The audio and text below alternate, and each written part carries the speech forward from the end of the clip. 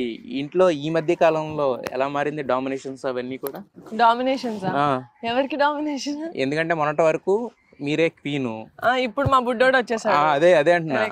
లేదు ఇంకా నేను ఎంత అండి, నేను జస్ట్ అత్త పనులు చేసి పెట్టి ఇప్పుడు ఇంకా బేబీ కాబట్టి it's okay. Once he starts walking are crawling నా పరిస్థితి అర్థమైపోయింది అప్పటికే. ఏంటి అంటే మొత్తం టోటల్ మీ చేతుల్లో పెట్టేశారు అల్లుడిని వాళ్ళు. ఇప్పుడు ఇంకా చిన్న బేబీ కాబట్టి పెట్టలేదు, నేనే వెళ్ళి తీసుకుంటున్నాను. కానీ వాడు అల్లరి చేయడం స్టార్ట్ చేస్తే నాకు ఇచ్చేస్తారు, నాకు తెలుసు. ఇది తప్ప ఎవరు చూసుకోలేదు అల్లరి అని చెప్పి నాకు ఇచ్చేస్తారు. ఎందుకంటే మీరు కూడా అల్లరి చేస్తారు ఎగ్జాక్ట్లీ అదే కాబట్టి ఇద్దరు వెళ్ళిపోండి ఎక్కడికైనా అంటారు. మేము నిహారిక గారిలో ఒక ఫిజికల్ ట్రాన్స్ఫర్మేషన్ చాలా చూసాం. అంటే ఓన్లీ ఏదైనా క్యారెక్టర్ కోసం సన్నబడ్డారా, లేదంటే కనుక ఏదన్నా?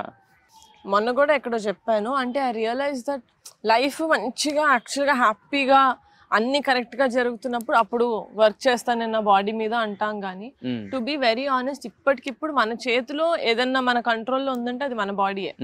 ఫస్ట్ అది కంట్రోల్లోకి తీసుకుంటే everything else will fall in to place. So వేరే అదర్